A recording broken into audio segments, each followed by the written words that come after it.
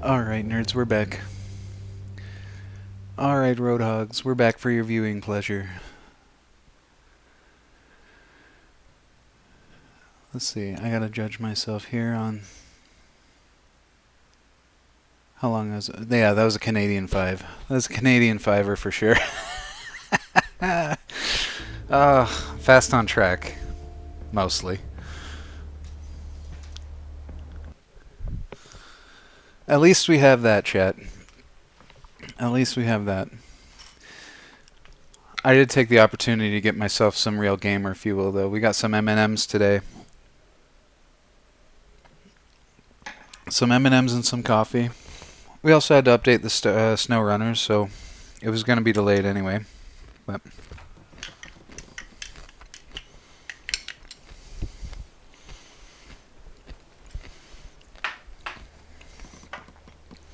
I have to demote my new favorite mug from drinking position right now. We got some iced coffee. Some decaf iced coffee. I also ended up getting a 701, and you're 100% right in saying that I have no business racing the front-wheel drives, but I do think it's fun. I feel it too. I've got a lot in the rear-wheel drive. For sure, I've got a lot invested there. But the front-wheel drive just feels natural. And I feel like it covers my my weaknesses better. So I think I take to it a little bit better. Rear-wheel drive just very... not counterintuitive per se. What am I trying to say? Just because I'm an aggressive driver, front-wheel drive helps to cover some of those problems with how it operates. I think, anyway. But with that said, I haven't practiced front-wheel drive as much. 7:01, obviously a very impressive time. That's 8 seconds ahead of where I was. Probably and some change.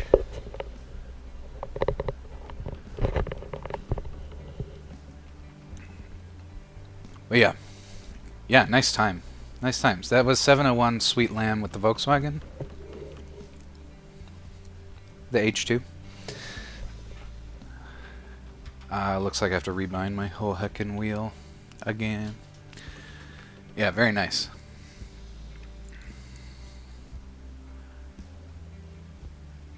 Yeah, it's all unbound. Why does this game do this? I just want you to remember my sheet one time.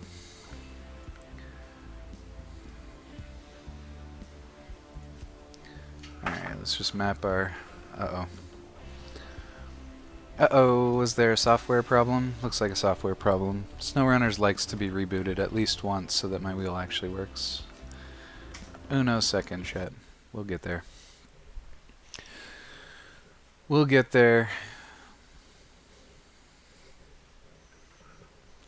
This is where the SnowRunners update banished my Logitech G27 to the Shadow Realm.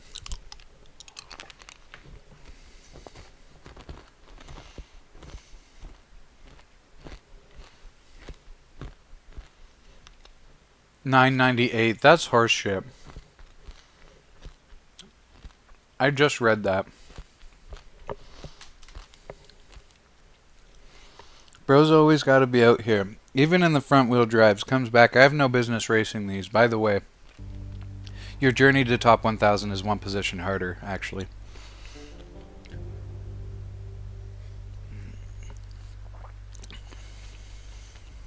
I guess I could technically... Oh no, that doesn't make any sense. No. Nope, boy's always making it harder for me. I respect it though. Gon is actively using his crowd control powers to make the aim harder anyway. Yeah, like I said, I'll have to look into the crowd control operations there. I don't know why it's so pushy with these non-crowd control games.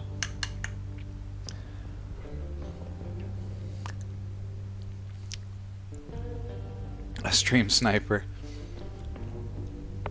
You're sorry. Are you kidding? Your core content. Stream sniper.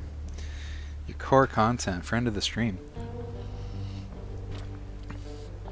And I like a good challenge. Don't you worry. One position's nothing. We'll find it anyway. Eventually. We'll find it anyway.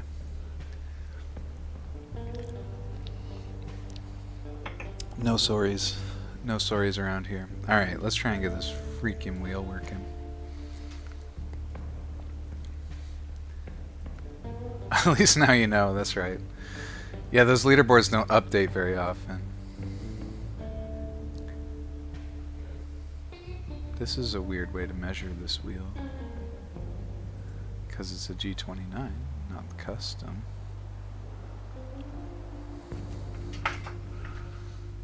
Oh, it really is being annoying with the wheel. That's super frustrating. Okay, let's bring it back to direct input and see if it likes it, but...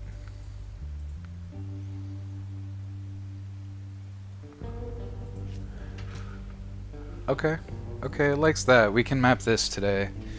And even 7015 or lower to get top 1000 in Sweet Lamb. Okay.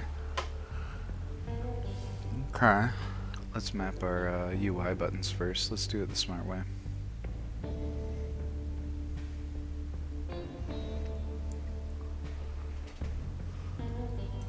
There we go. Okay, accept. This one. Decline. This one.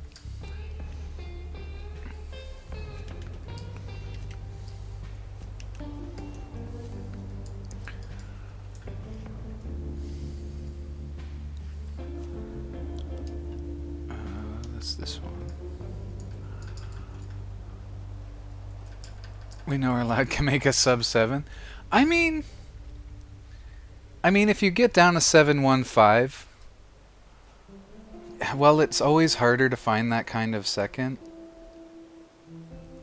Even in 998 position, you're still what? You're still a minute from the leader. No, minute? 58? 58 seconds to the leader? Something like that. So there's definitely time. Like, some of the guys up there are kind of cheating or whatever, cutting, doing some crazy stuff, but for the most part, an extra second and a half is not asking the impossible. It's going to be tricky to find, don't get me wrong. Where's neutral on this guy?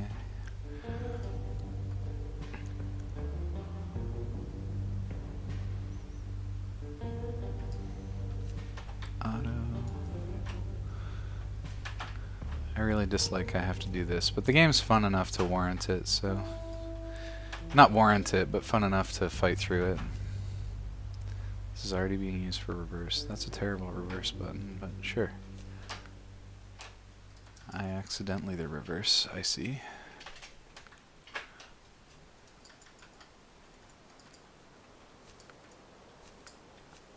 I think that's enough.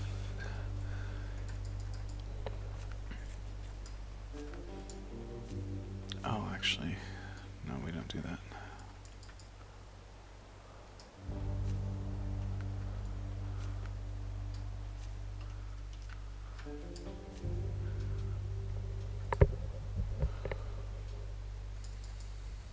Oh, we gotta get the headlights. And the honk, obviously.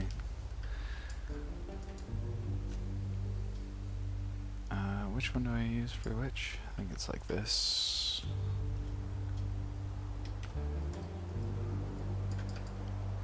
Handbrake. Oh, that's right, we do use that, don't we? Clutch. That button's used by steering wheel axis? What? It was what? And then brake. Where's that? There you go, guy. There you go, guy. Hopefully we don't have to invert any of that, but we might have to, depending on how the game wants to interpret all this, but that should be enough to get us started. Let's go get started. Let's go get started, team. Yeah, stay tuned for the sub 7 Sweet Lamb. That'll actually be a fun peanut butter. Right now I'm just gathering up a bunch of peanut butters because I haven't really tackled a bunch of the maps in a lot of the different classes, so there's a lot of fun to be had out there in my streaming journey, thankfully. Okay, let's see where the heck we're at and what we're doing. I do think I just finished something.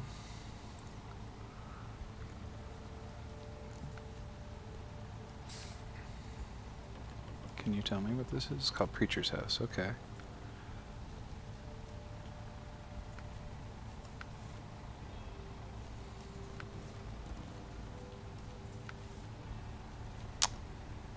It's a little weird. That's a little weird.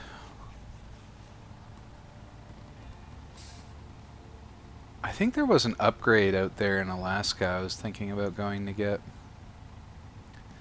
Let's just make sure we can use this truck for something with some utility. What do I got? Crane flatbed? Crane flatbed.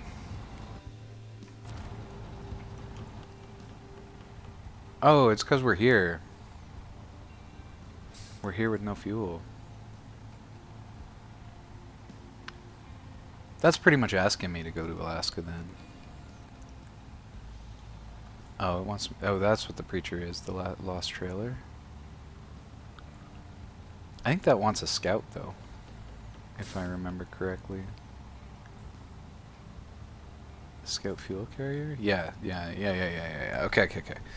So we're not doing anything creative. Let's try to go to Alaska and navigate some of Alaska. It's been ages since we've actually gone there. I don't think I've really streamed that much in Alaska.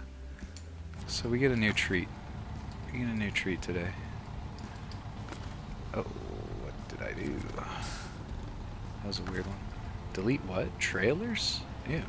Why would you ever? That's got to be a speedrunning strat or something. I don't know why you would do that.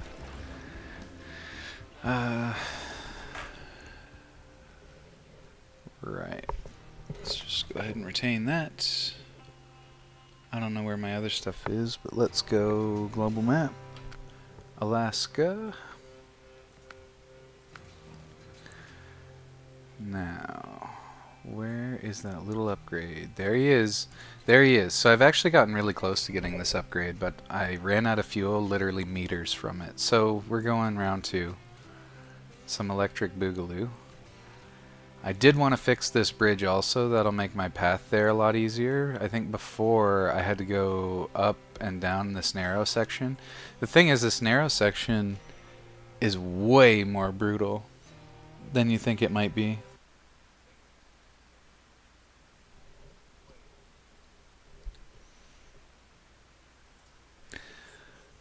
Okay. Whoa.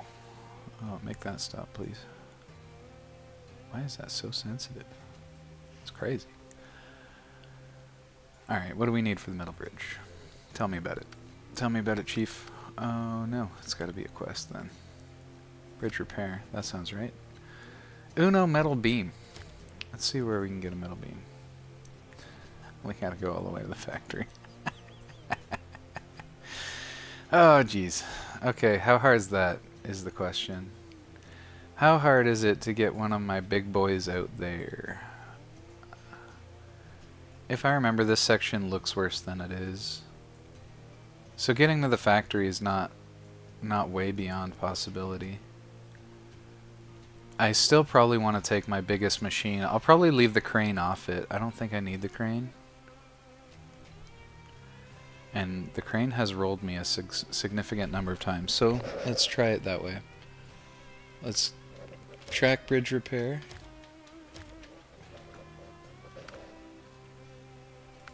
Oh, why isn't it tracking? That's so weird. Alright, let's just teleport there first then. Looks like the game's being picky. Let's get there.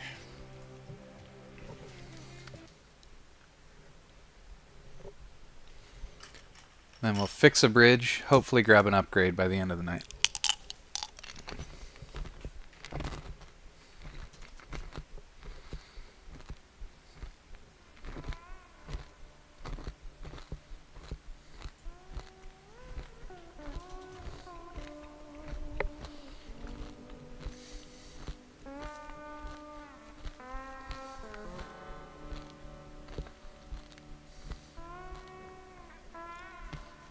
I think it's okay if we keep the sideboard.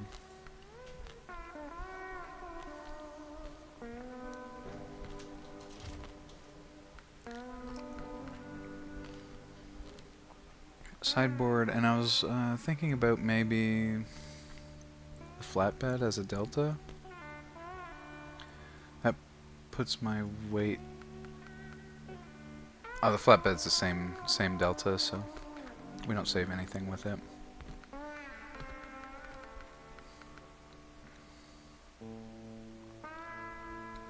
I can't believe lugging this amount of water around improves my power to weight over this. That's crazy.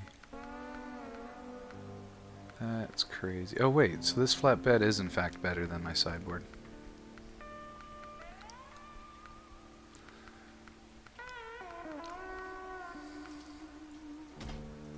Alright, so let's just go check these deltas. This will be more clear. So that'll bring me down to A+. And this will bring me down the same, it says. Okay, yeah, we don't gain anything from that. Yeah, Zomnom got you Shadowrun intro box for your birthday. So once I get a chance to read through it, I might need to hit you up for some cyberpunk fantasy role-playing. You know, I've never... I'm only... And when I say vaguely, I mean capital V vaguely, know the Shadowrun universe. But you know me. I know you keep enticing me to get into the war games, but if we're talking about roleplay, I'm there 100%. I'm there 100% for the RPGs, my friend. You just let me know. I'll be there.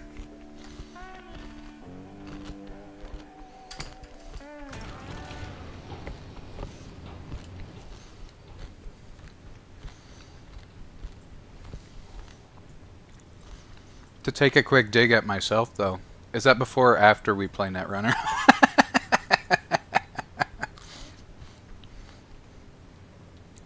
Yeah, I'm familiar enough to know that it's like kind of cyberpunk universe with all of those extra add-ons. And since my two favorite TTRPGs are Cyberpunk and D&D, I don't anticipate disliking Shadowrun. Do we go... Which factory did we go to, chat? I think we go this one. Dude, it's so good we need to play. I know! I wholly agree. I'm sorry I'm so flaky these days. I'm trying to find it. Trying to find it. I had a bit of a lazy week last week, though, so I'm optimistic. With a better week, I'll be able to... We'll be able to do it, for sure. Let's map a route so that I can be chatty. Let's plan the route. It's just that road forever. And then we turn there.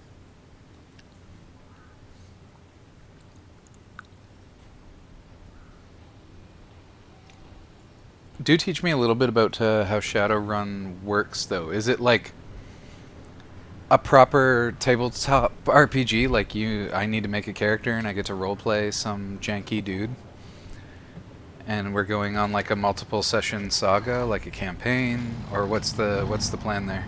We just doing a couple one-shots? One-shots are fun.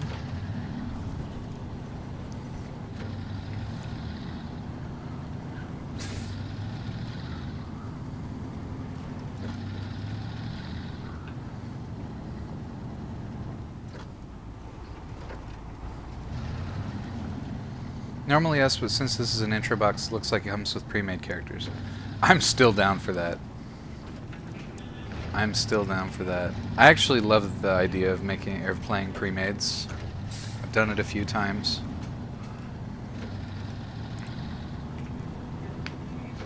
For a campaign, it's...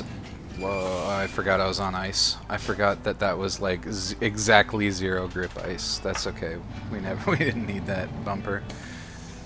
But yeah, pre-made sounds really cool. Will I stall high gear here? Interesting. Okay.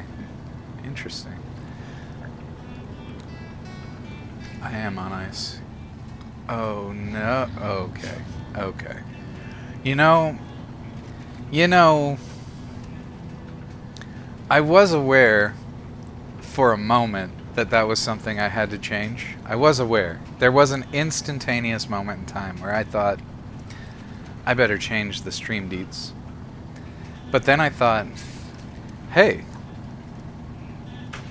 a bowl of M&Ms and an iced coffee sounds really good too. You know what actually sounds really good? Is a bowl of M&Ms and an iced coffee. So let's just take a quick moment. A very quick moment. Here it is.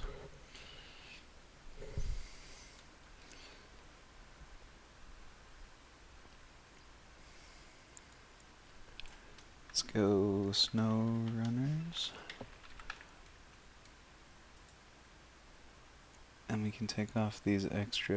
We are technically using SimWheel, but we can take off the extra deets.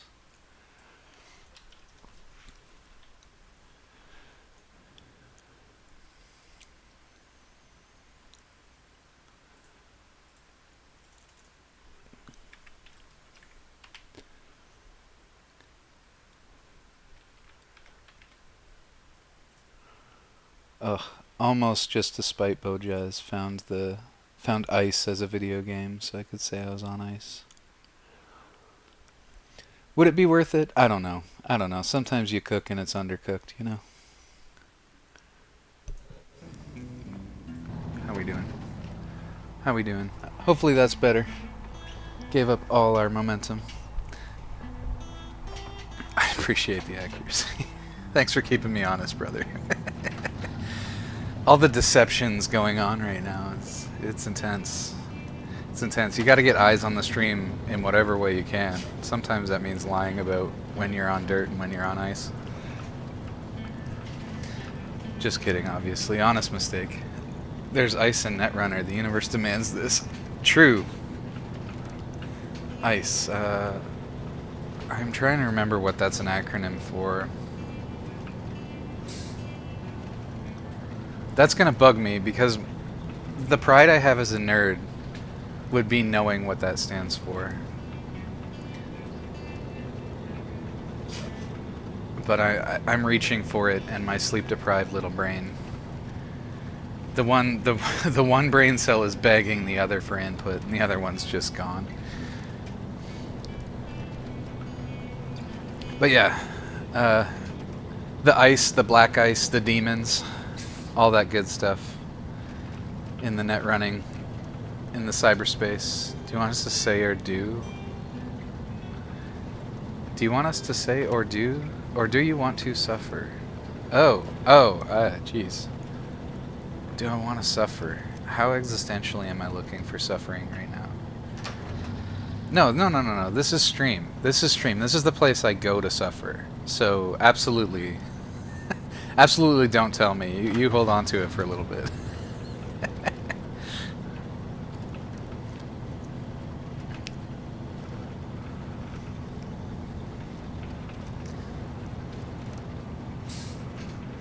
It is gonna kill me though.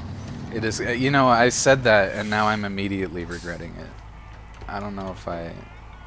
Why do I make bad decisions for myself?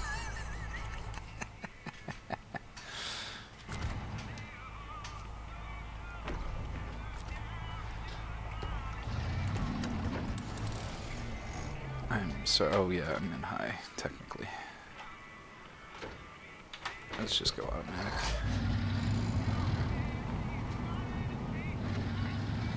I did bump my engine earlier, but...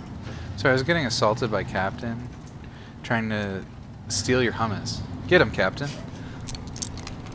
Why are you keeping your hummus from my boy? Bojaz also loves to suffer when he can't remember a thing, so I have to make sure to ask. Bojaz is exceptional at recalling information like that, broadly speaking.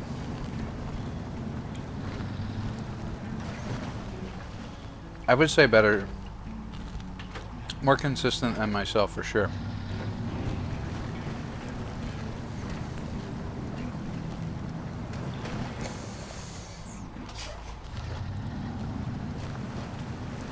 Brain spoilers. His disk read speed is really high. It is. I agree. I agree. I'm really fortunate in some ways. I feel like I was blessed with a significant amount of RAM. But the problem is it's not cut up in such a way that it allows me to use it for multiple processes. So I just have some like RAM and processing that works out together. But only on one thing at a time. I don't have the multi-core brain folds. I can focus on exactly one thing and juggle a billion things to make that one thing work. But as soon as there's something else that's wholly unrelated, since the neurons don't connect at any point, none of my circuitry can actually reach the other thing if I'm focusing on the first thing, you know? Single thread only for sure. Yeah, it's a curse. Serious memory leaks. That's an unfortunate one.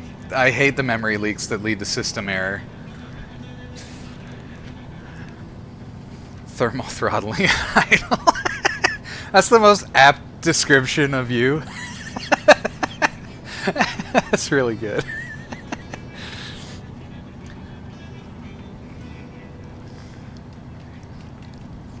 I relate to that too much, actually. That's extremely relatable. Overheating on idle, processing a bunch of shit that's irrelevant. Sometimes not even processing shit, just keeping the turbo spooled for when you might need it, and the thermal throttling is happening.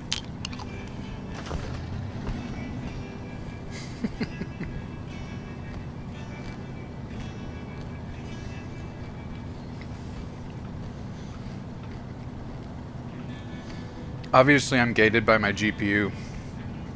These glasses are getting cumbersome. I'm starting to confuse small word details. I was playing a board game yesterday. I mistook the word hell for hall. That was an embarrassing one. Because it was a word association game, it actually did make a big difference.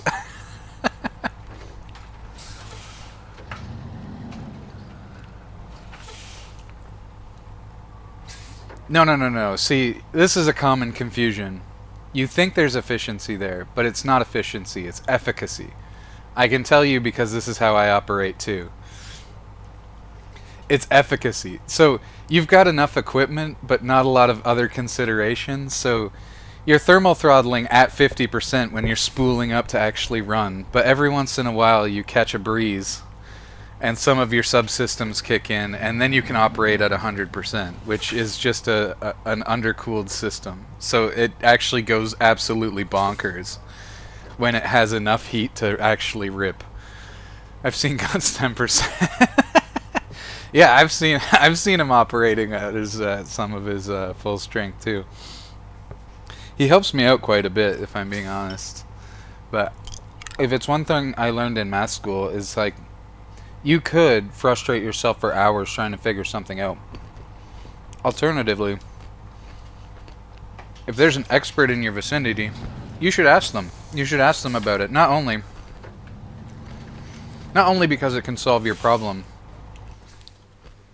but sometimes it straight up makes their day. Like, speaking from the other side of that, I love math.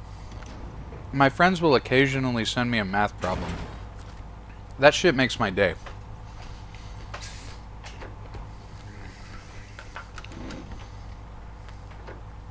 That makes me so happy because I get to actually apply some of my thinky bits. Hey, stop that. Unfortunately, Bojaz has also seen them many times, and 90% were the most basic issues. Yeah, the system error. The system error events. I just want to make sure it's beams I need here.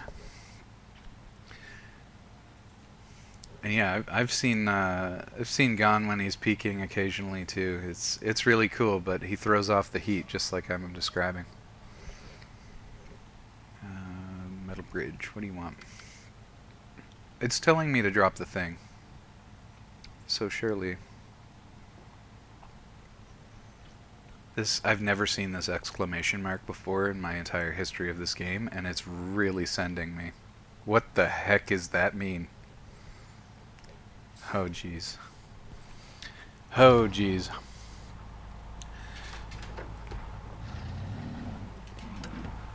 The Neuralink. That's funny. I feel like kind of like the thread issue. Like if I'm invested in something currently and you ask me about it, I'll be an absolute encyclopedia about it because it's all the stuff in my like active working memory and everything's got like current strong associations. Perhaps a strength and a weakness of how my system operates is that on the one hand I can learn things pretty rapidly, but I can forget things also very rapidly so that I make room for more learning things. We don't venture the hard way. We just take it easy through here.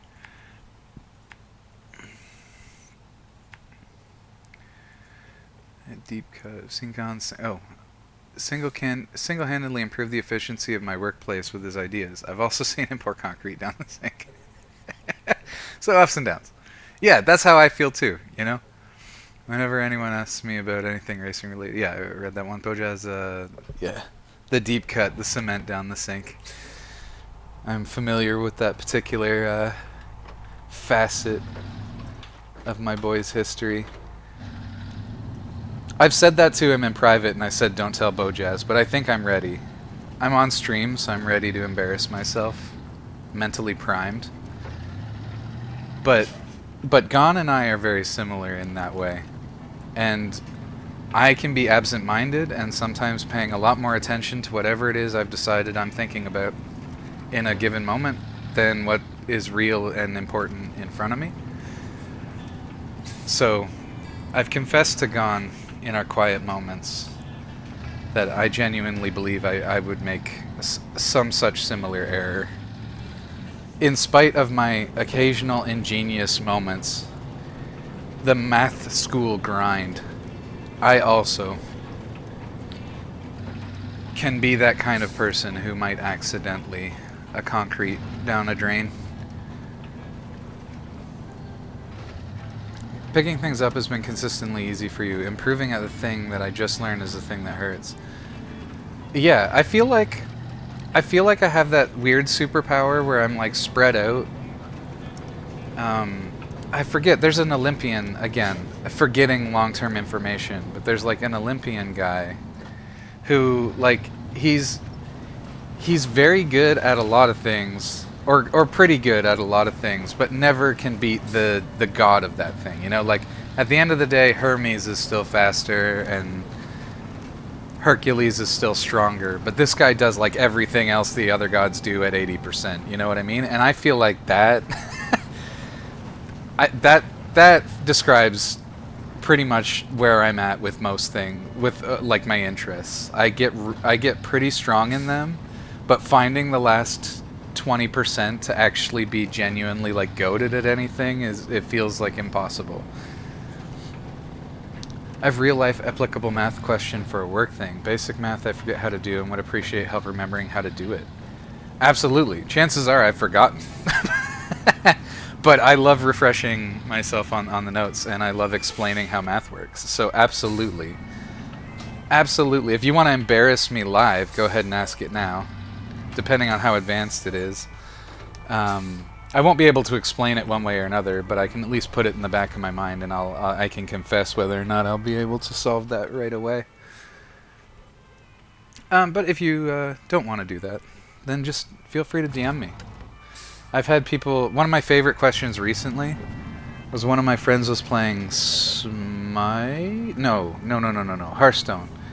And he was like, I have this card effect that does this thing. What are the odds I get a specific card if I get to draw 7 and pick 3 of the 7? Like, if I always draw 3 cards out of a specific 7 that are available, like, what's the actual percentage that I get this specific outcome? And like that was a real fun one. I admit actually wholly that my probability math is actually weaker than a lot of my analytic math, but But they're also the most actually real-life applicable solutions to problems. So never give up on statistics. That math is actually useful for everyday life and like figuring out what real life is actually like. Because real life is not analytic. It's probabilistic. 90% of the time you can count on, or a lot of the time you can count on Gone to be, you know, typical or like ingenious. But sometimes, probabilistically, sometimes you get the cement down the drain treatment. And that's just how it is. I feel it too. And it's a 2-for-1 in that case. As your marketing lead, these are clippable moments. Have to fuel the content, exactly. Still can't do long division on paper. Okay, to be fair, long division's a special monster. And also to be fair, in the big math schools, we didn't use long division all that much. It's not a very common, like it's common if you use a lot of numbers, but since like in the big math school, they're teaching you new crazy concepts, so they don't want you blowing like 10 minutes of a test doing long division on some numbers. So they usually make that shit work out kind of nice just by default. So you're not burning your time applying old math skills. But with that being said, like I sometimes have to just sit there. If I haven't done it in a long time, a refresher, of course, is really, really helpful. But sometimes I'm stubborn and I'm like, I can just literally figure this out if I cook for a bit with this long division stuff. I just have to remember where things go and where to put things like notationally, and after I got that, I'm good. Sometimes it takes me a couple minutes, but I'll get there. I'll get there.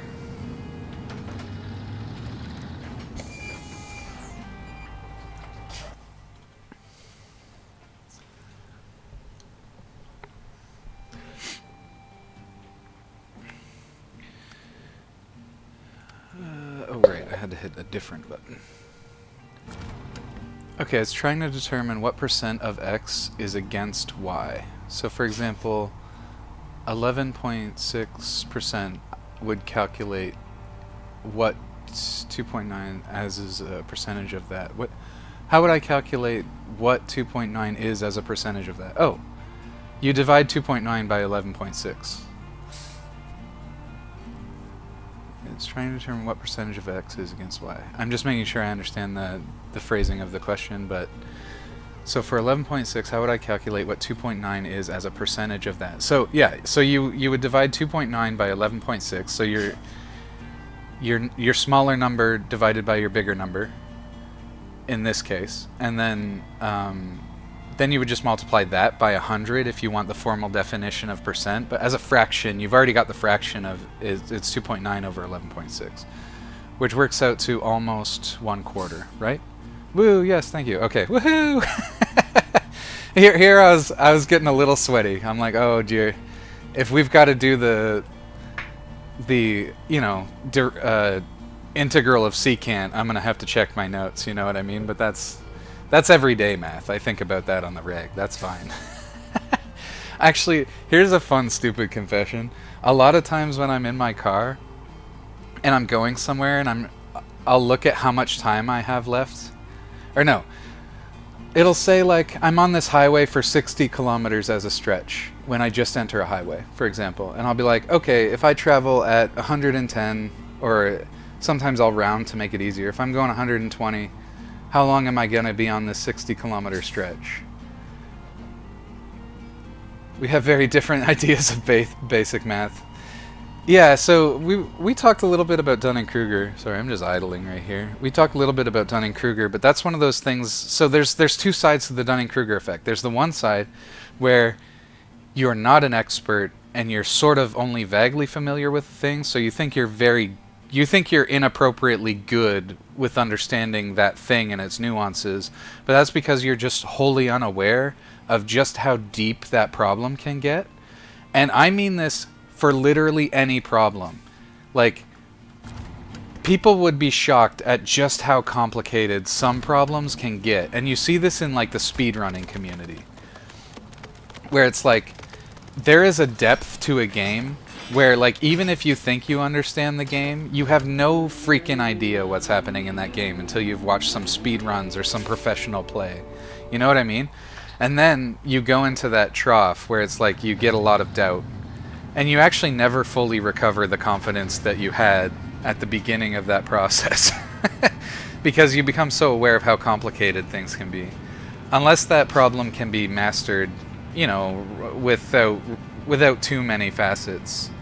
When I was a kid, I used to try and do as many exponents of 2 as I could. Yeah, so in my college, I used to do, when I used to meditate and stuff, so I used to do this thing where I would multiply numbers in my head, arbitrary numbers. So I would take, it was usually quite possible for me, and I was a lot quicker at the time. I'm not going to even try it live on stream right now, but I used to take, I'd be like, okay, I'll take a 1-digit number and multiply a 2-digit number. Then I'll take 2 2-digit numbers. Then I'll take a 3-digit number and a 2-digit number. And it culminates in 2 3-digit numbers. I don't have the brain capacity for more than 2 3-digit numbers. At least I never got good enough to do more than that. But I would occasionally, my classmates or my roommates and stuff would bug me, and I'd be like, okay, hit me. 3 digits and 3 digits, and they would just give me some wonky ass problem to solve, and I'd have to sit there and think about it, and I would mess up not my mnemonics, but I would sometimes forget previous answers to sub problems, and I would have to recalculate. But I would sit there without a piece of paper and just stare at the paint on the wall for like 3 minutes, and then I'd be like, here's the answer, and they would check it with a calculator. Oh, good times, good times. But yeah, sorry, I was talking about the Dunning-Kruger effect. So I'm actually on the part of the curve with mathematics, and I forget how much that university instilled in me, because I feel like I've forgotten a lot of math. But the thing is, I've also learned more math than most people have ever... Well, I mean, that's the end of the sentence. I've learned more math than most people have ever. And university works at such a pace that there's like two high schools worth of math in my university degree. You know what I mean? So I've got... Most people have learned about 1/3 of the math that I have. So even though for me it feels like I've forgotten a lot of math, I've probably forgotten more than the average person has ever learned in math. So anyway, it leads to this problem where I am disproportionately not confident in my math abilities. Where I feel like, oh yeah, anybody who remembered more of my schooling would actually be on top of this. What am I doing? But yeah, so I'm on the opposite side of the Dunning-Kruger, where I look back and I'm like, I feel like Socrates. Like, the one thing I've learned about mathematics is that I don't know anything about mathematics. I learned just enough to feel dumb about it. But yeah. Anyway, so yeah, it skews my perspective as for, like, I often forget what qualifies as basic math for your average person.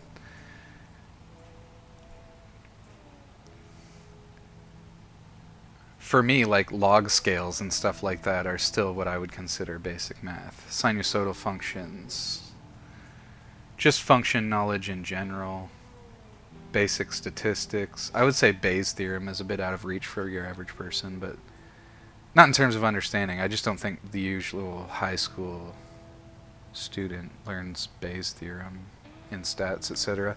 Anyway, I'm just mumbling at this point, but you said a trigger word, unfortunately, and now I'm very hard stuck on the mathematics. Okay, I've got this bridge fixed, so let me think about what I'm supposed to do. Okay, I just got to take a scout out there. Which scout do I want? I think the little scout works really well, and since I don't have to take the extremely treacherous stuff, the little scout will serve me just fine.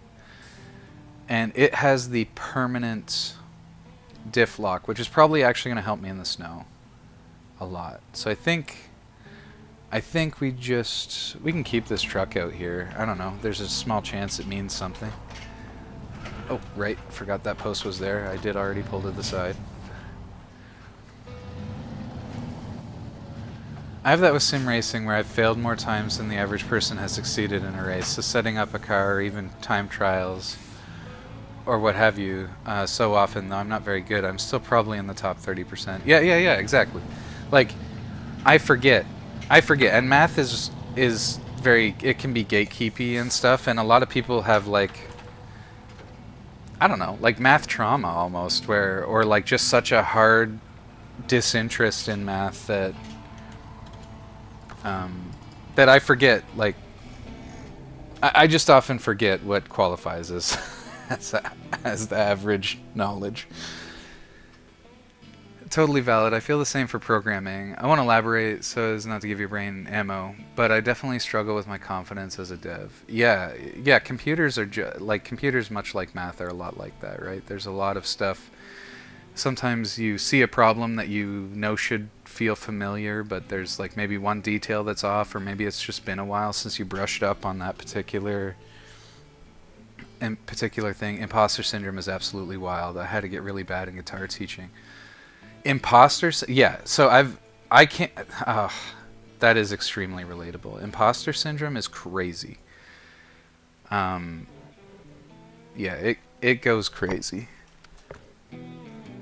Even when I go for like job interviews, because I've mentioned like doing the center of excellence stuff. Like I have on paper an okay resume, except for maybe my work gap at this point. But like on paper, I've had a lot of successes in my life. So I always feel like employers are like, yeah, this looks awesome. Like, you're obviously a pretty cool guy. And I'm just like, oh, hold on. Meet me first, you know, take me out to dinner, and then we'll talk about how cool who's who.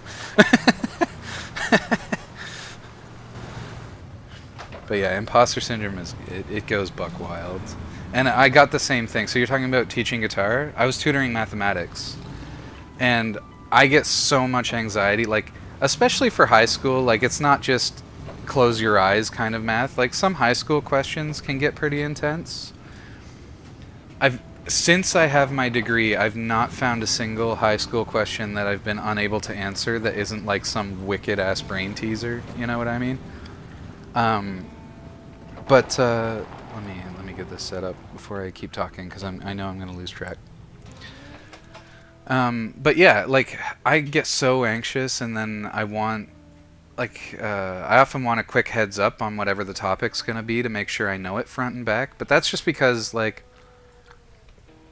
if I am unable, I will become distressed if I'm unable to solve a problem, like, in medias, in medias, or in Medeus, or whatever, however that's, in action. If I'm in a tutoring session and I'm struggling, like, it starts to really pique my anxiety, and I really have to wrestle with it to make sure I don't, like, lose a grapple on it. But so far so good in my tutoring career, where I've not had anything that I couldn't just solve after either a quick reference or, you know, 5 minutes. I'll just kind of say, oh, if I get a little stuck, I'll say, okay, well, here, work on this problem because you need practice doing this, and by the time you're done that, I should be done this more advanced whatever thing, and we can talk about it. But yeah, but imposter syndrome is really bad for that exact scenario, because during that spiral, like, you kind of feel like a fraud, even though it's like a very unrealistic expectation to have literally anybody have a complete, like, a perfect knowledge of all of high school mathematics, which encompasses well over, like, thousands of unique math skills. You know what I mean? It's like unreasonable to expect anyone to have all of those down pat at any given moment, in my opinion. But that my brain kind of sucks that way, where I often need quick review or just a minute to have the neurons fire and talk to each other before it all comes back. But yeah, I was experiencing a lot of imposter syndrome with tutoring. I did find, though, the more I was scheduled with tutoring, the easier it got. Because if I had many students, like if I was seeing 6 or so students a week, 6 or more, then I was reviewing. I didn't set things up, and now I think I went the wrong way. I was reviewing so much mathematics regularly that like I eventually just sort of did have a complete knowledge of most of the curriculum of any of the given high school grades. And that feels good. That makes you feel like you're actually kind of good at your job. But yeah, I have to admit that's one of the sections for sure that the imposter syndrome kicks in, and a lot. And I mentioned during the job interviews, like they'll zero in on something that might be kind of interesting on my resume, and I'd be hard pressed to explain, necessarily what I was thinking at the time when I was doing those things, or how any of that felt, or whatever. And I mean, sometimes I feel also where it's just like, honestly, I didn't have very stiff competition.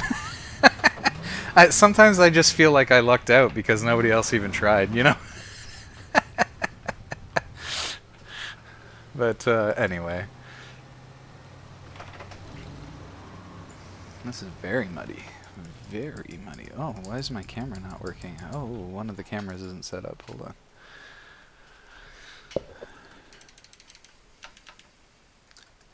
Anyway, all to say that imposter syndrome stuff can go to heck. It's brutal. It's brutal. I think I've mentioned this before. My one of my anxieties is kind of like oh, what is that show with Jim Carrey? Hold on. Now I actually have to pause real quick. The Truman Show. The Truman Show. Because that would actually wither my spirit if I couldn't remember that one. But yeah, I have this crazy, anxious, spiral, nightmarish scenario in my head where, like, this is how my imposter syndrome manifests, where, like, I often feel like people are just being nice to me as some kind of prank. Because I just can't fathom that I'm in any way good at anything. Because I always feel so freaking stupid, or like I'm underperforming to such a degree that it would be unreasonable to suggest that I'm doing anything well. So yeah, I have this little nightmare anxiety in my head about like, oh, everybody just treats you nice because everybody knows you're an absolute dunce, and they're all just like trying to be cool. And my friends are all such cool people that, like, I don't know. And maybe not a genuine possibility. Bro, relatable. As a kid, I was convinced that everyone else was a robot. Still not totally unconvinced. You got the NPCs, that everybody's an NPC. She's got the real Sigma grind set. Little Zomnom. That's very funny. But yeah, I feel like there's this anxiety that one day I'll finally uncover the plot. Like the gaslighting will stop because people will run out of patience, and they'll all just be like, okay, listen, you really got to get your shit in order. It has never been in order. Everybody's been nice to you and patient, but that's done now. We've switched now because this isn't working, and we just all have to be brutally honest, and you kind of suck, my guy. You know what I mean?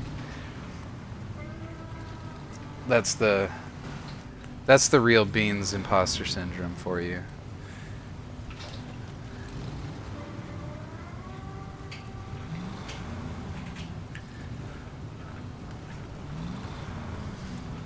But with that being said, like I know both of you personally, Gon and Zamanom, and I think you're both not just wonderful, well-spirited people, but I also believe that, you're more competent than you believe you are, for sure. For sure. That's another thing. I live a very isolated life. Fairly. I'm not a hermit or anything, but, I've got a pretty tight-knit group of friends, and that's most of my interactions. And your friend group is selection bias. Like, never forget, you're friends with people for reasons. and all of my friends are like, yeah. It's easy for me to forget what the average person is like because I feel like so many of my friends are just like genuinely exceptional people. But anyway. Oh, cutting in and out as I'm on data right now, so if you don't hear me, my internet's gone. Okay, no worries. I'm glad the stream itself isn't suffering. But yeah. Beans, the syndrome is a liar. You're a freaking delight. Nothing but happiness and positivity in the bean sphere. I appreciate that. I really do. It means a lot to me. It honestly, I got home. I said this at the beginning of the stream, but I want to reiterate the warm and fuzzies I got. Because traveling's annoying. Oh, wait. I think there's another strategy here before we get too deep. Forgive the pun. Before we get too deep, I think we can cut through the trees here. We've got lots of fuel. Who cares? Who cares? Let's just send it and see how it goes. Oh, it's warning me. Okay, we don't. Can't confirm Beans is actually the coolest bean. Don't tell Cool Beans. I'll keep that to myself. A Cool Bean seems really cool, so I feel really uncomfortable just grabbing that opportunistically anyway. Will Sleeps Not wants the big stretch. Oh, we want a big stretch and some hydrate? Alright.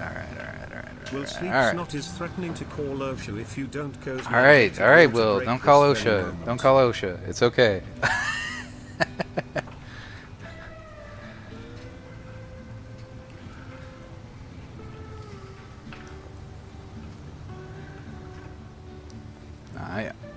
What was I saying? Warm and fuzzies. Warm and fuzzies. I had a long day traveling. So whenever I travel, I've talked about a little bit of this on the stream too.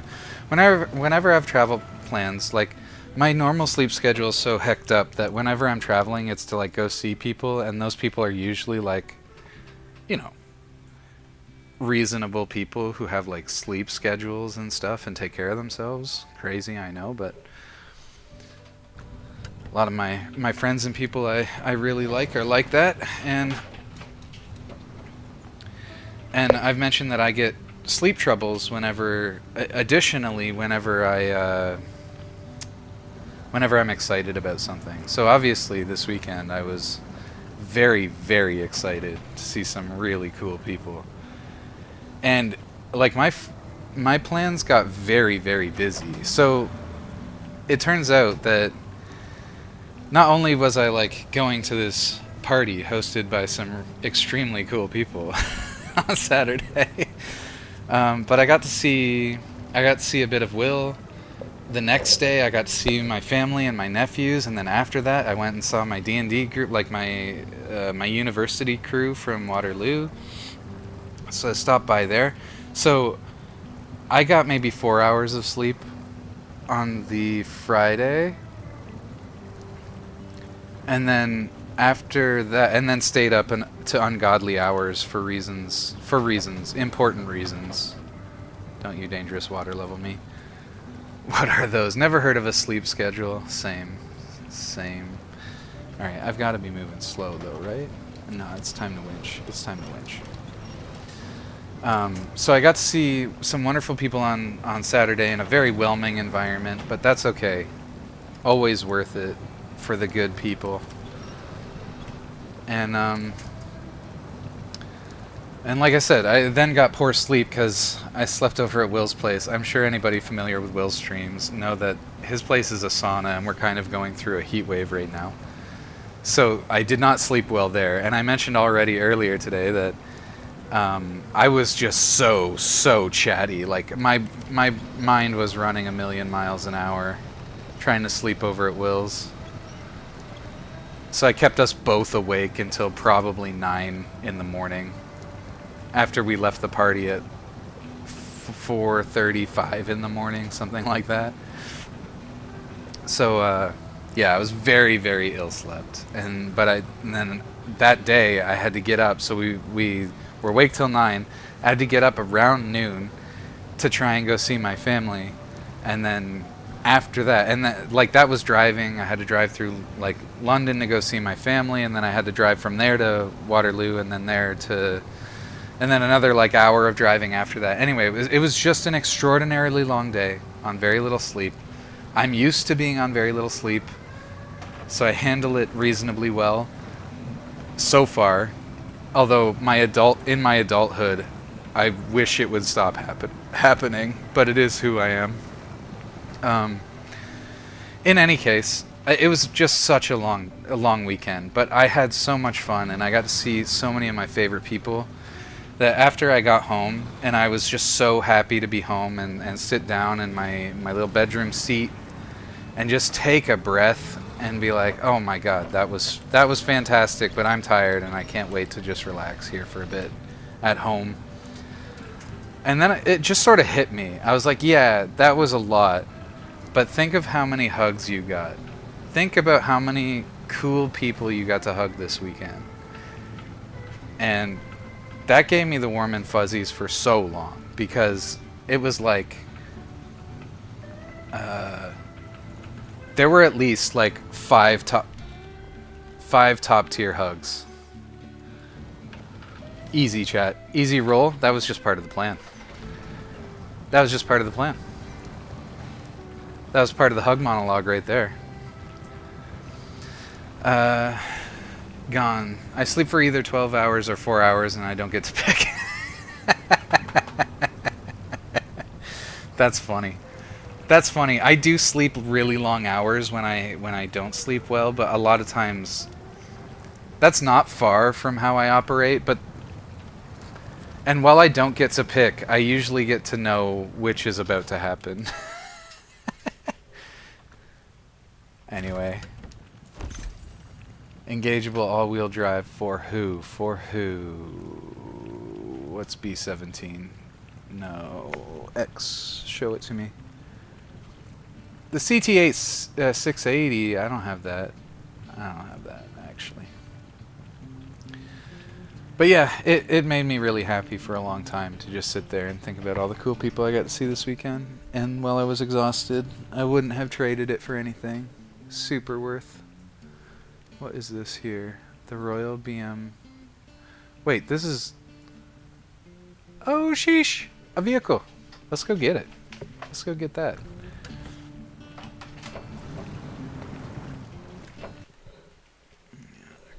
Quick thing here. Oh, I said I got like 5 hugs? That doesn't even count. Oh, that missed a whole entire group of people. I got like 9 good hugs in a 2-day span. You know what I mean? Like, that just hits different. It just hits different. Where the heck am I going? I might wanna give this a little cheat through the trees here.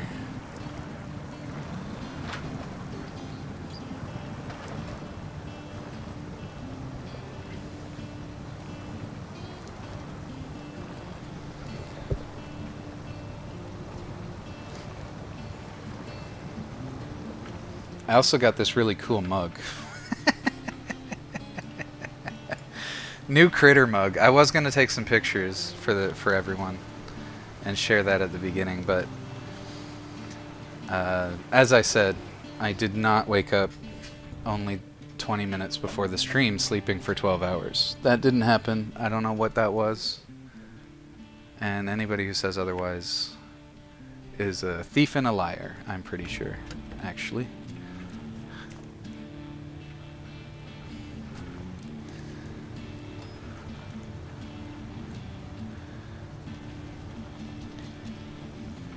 One of my favorite things about this new mug is that it's actually like almost Beans accurate.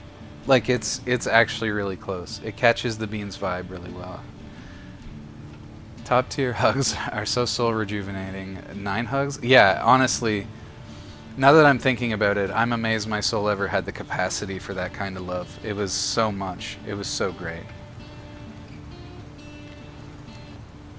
Yeah, I got to see most of my absolute favorite people this weekend, and it's just feeling blessed. It's close for sure. I also like the taper tops. It's less likely to spill. Oh yeah, like if you bump it, that's for sure too. I never really thought about that before. I have thought about that in the about other mugs, but I haven't really thought about how that particular mug shape, because it's got the wider base too for more stability, and it tapers in so splashes direct across the mug instead of out of it. But yeah, I never really thought about the mug's utility, but it has a great shape for sure. And good color. Yeah, it's one of my favorite colors too. Huge, huge. Absolutely glorious gift. Yeah, big ups to my big ups to Bojazz. This is what I mean about having the coolest friends, okay? It's Bojazz's celebration. And I get there and he's all excited to see me. And then immediately goes, "I have something for you, hold still." It's bro's birthday and he goes and gets me a gift. Freaking guy. Freaking swell guy. And you can just tell by his face that that was one of the things he was looking forward to, Like he's like, here comes one of my highlights of my little bash. Yeah. And I had such a busy weekend that went directly into the car because there's just no way I'm risking anything. I'm not putting it in my pocket and then hugging people, you know what I mean? Making sure the staff breaks. That's a little nod to our personal history. A little dig at a mutual friend. But yeah, like the next day, I was so hurting to show everybody. But I kept it in the car because I'm like, there's no way. It has to get home. I have to take pictures of it and I have to use it tomorrow for coffee. I want to show my nephews. And I want to show some of my other close friends who follow the stream, who like know a little bit of the lore. And I was so excited, but I had to use all 110% of my self-control so that there was no possibility that it would catch a stray at some point and not make it home. I was just unwilling to take the risk. Oh my god, yes! Oh, thank you for reminding me. I wanted to talk about that. Like, what a coincidence. I'd never even heard about that ice cream before. Okay. And then you two were talking it up. And I was like, okay, banana boat. All right. Chocolate, banana, and marshmallow. Like, it sounds like a good flavor combo. A lot of marshmallow can be hit or miss, especially in ice cream, in my opinion. But this is like a proper, like, swirled in marshmallow fluff. Okay, hold on. I haven't even got to the ice cream yet. I'm gonna break that down in a minute. So I don't wanna talk about the fluff.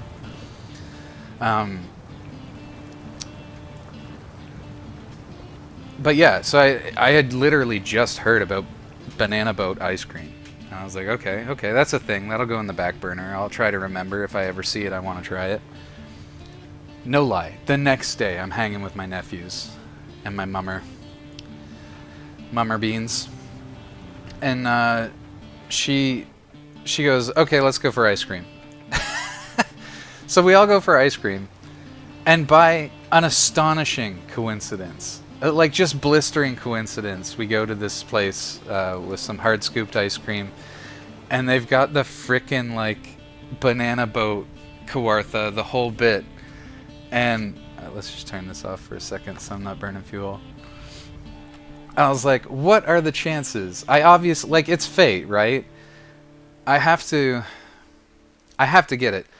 Before we get that far, though, my normal ice cream order is usually something along the lines of cotton candy, followed by something rich. Okay? We have to talk really briefly about ice cream orders, because this is important stuff, okay? When I was younger, I love rich flavors, okay? So I would usually stack one rich flavor on another rich flavor. So it's like, I don't know. I'd grab two chocolates, like chocolate, chocoholic, whatever, explosion. They use all the good words with the chocolate ice cream. So I'd grab one of those, and then who knows, like a chocolate cheesecake, or like, who cares? Whatever. Two rich flavors, stack them. And I would find by the time I get to the end, like, I loved it. Don't get me wrong, love the rich flavors. But it just kind of left me kind of wanting, or like, at a certain point, you exceed an amount of richness that is optimal. Even though I love it, it's excessive. So, and of course Beans has to order the biggest one, so maybe that's part of the problem. but but here's a real life advice. Mix a rich and sugary flavor. So pick a huge contrast. So like I love a lot of the rich flavors, and a lot of them are interchangeable, even if they're our best ones. But like anything, peanut butter chocolate, caramel chocolate, cheesecake, something, who cares? And something with chocolate in it. I'm a chocoholic. I love it. That's always the foundation. That's the lower scoop. Okay, that's the scoop you eat second. But the first one has to be one of the goats of the sugar flavors. Cotton candy is my top pick. Cotton candy is incredible. Okay. For all of you who don't like it, I'm sorry, you just don't have taste buds. Like, they're not working properly. You should go to your doctor and get them checked. But cotton candy to me is like one of the top tier sugar flavors. There are acceptable alternatives. I'm not trying to say cotton candy or nothing. Yeah, that's right. That's right. These are the important conversations, okay? And like, I can't even focus on the game. I'm so worked up and passionate about this. It's really important that people understand this. But okay, so I love cotton candy, but there's great other picks, right? Tiger Tail's a good one. I don't even like black licorice, but Tiger Tail has a nice contrast. It's really cool. I like Tiger Tail. There are other good ones. Moon Mist was one of the fun ones. That's like a grape, bubblegum, and banana flavor. That one's really good. Anyway, you get the idea. You get the theme. Something fruity, something light, something sugary. That's got to be your top scoop. Then you do rich on the bottom. So we get to this ice cream place. It's got the banana boat. I'm like, perfect. They offer samples. I'm like, yes, please. I need to try this. My friends were talking it up. I gotta have it. I try it. Very tasty. I'm now just really looking forward to this ice cream. But now I've got to pair it, right? This is the problem. The banana boat has the chocolate tones, and while it is a sweeter flavor, I decided this time I'm gonna put it on the rich section. Okay, I really wanted to crescendo with the banana boat and really experience the maximum of it, because this was what my buddies were talking up, right? The banana boat. So I complement that with Moon Mist, which I mentioned earlier. It's got a banana core flavor as well to sort of sync up the flavors, but not create too much overlap. It's got grape and bubblegum in it, and bubblegum is a lot like the cotton candy flavor, which in my opinion is one of the goats. So I lock in Moon Mist banana boat, put the Moon Mist on top. I had an otherworldly experience, okay? That banana boat went extraordinarily hard. I wasn't ready. The sample didn't do it justice. And the connection with the banana flavors and like having all of that nice, light, fun, sugary stuff, and then the deeper marshmallow chocolatey punchiness. The other thing that does, by the way, is like when you eat the sugary flavor first, it starts to mute out your sugar detection, so that when you get to the richer flavor, you get to experience the bitterness a little bit more punchier. Like those chocolatey flavors really hit different when you've already eaten a super sweet cotton candy. Like it's just got a lot more meat, so to speak. the chocolate with beef, you know what I mean? But yeah, that was so good. Thank you guys so much for the recommendation. That went really hard. As soon as I had it, I was like, I don't selfie, but they need to see me posing with this. First time I met you, and you had served cotton candy ice cream, and it has lived rent-free in my mind since then. It was the absolute best cotton candy ice cream I ever had. Dude, hell yeah. Yeah, that cotton candy from the London Ice Cream Co., that's something else, okay. So I can hear some of the keyboard warriors, the fictional ones, the straw men in my chat, banging on their keyboards being like, I had a cotton candy once and it sucked dookies. Yeah. You know what? There are bad cotton candy iterations out there. There are some that just taste like corn syrup. I'm sorry, it's a reality of the situation. But get a proper a proper cotton candy, like a hard scooped cotton candy, generally gonna always slap. Okay. But you know, those some of the ones you get at the grocery store, they can be hit or miss. I'll acknowledge it. Okay. We got the important stuff out. We got the important stuff out. Now we can actually we can actually focus on the game again. Oh my god. I don't know how you guys get me all riled up like that, but we got to talk about the real important stuff.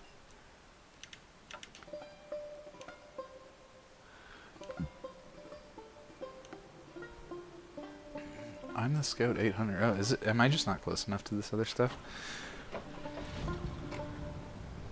The fact Banana Boat and Cotton Candy together as a dream team is amazing. Yeah, it would absolutely work together.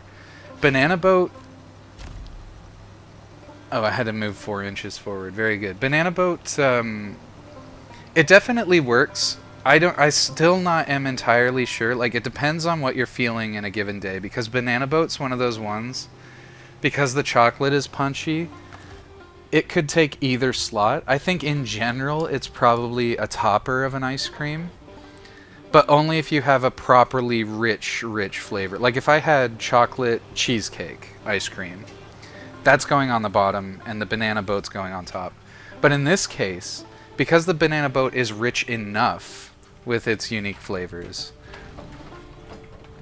you can absolutely use it as a bottom flavor after like a solid pick sugar flavor.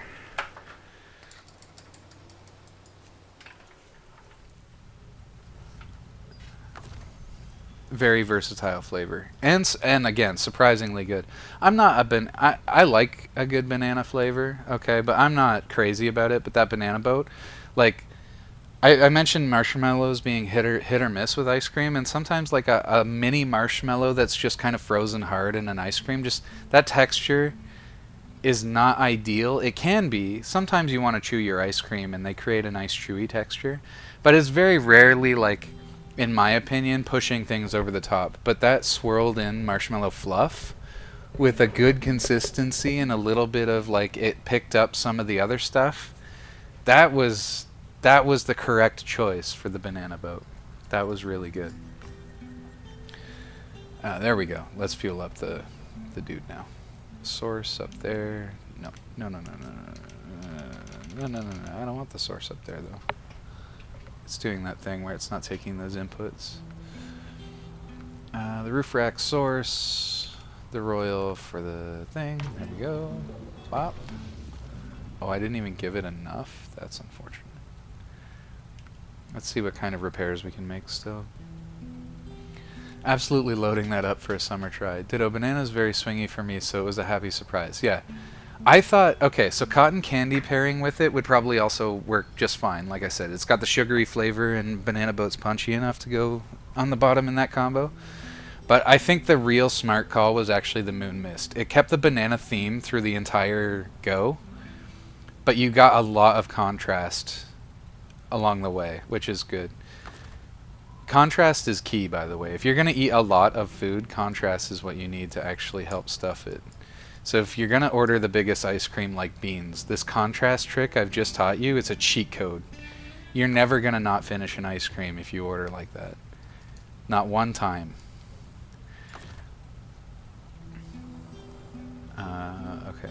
Okay. We need to repair as well.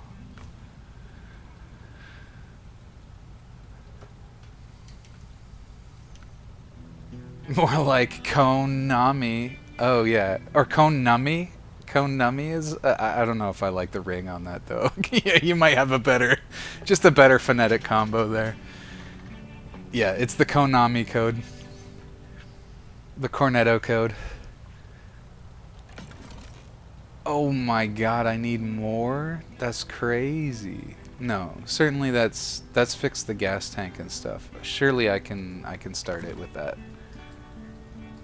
Let's pop over, see if we can get it started. Oh, yeah. And then we just recover that immediately. Heck yes, new truck. New truck. Straight to storage truck.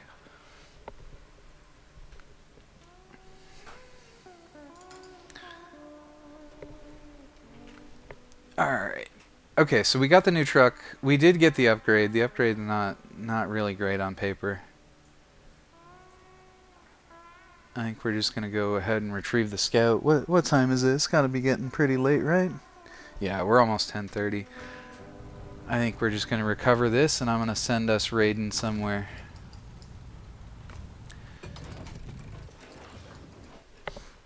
Not to say I'm not absolutely vibing with chat right now, but it was a long weekend. I don't want to overstretch it.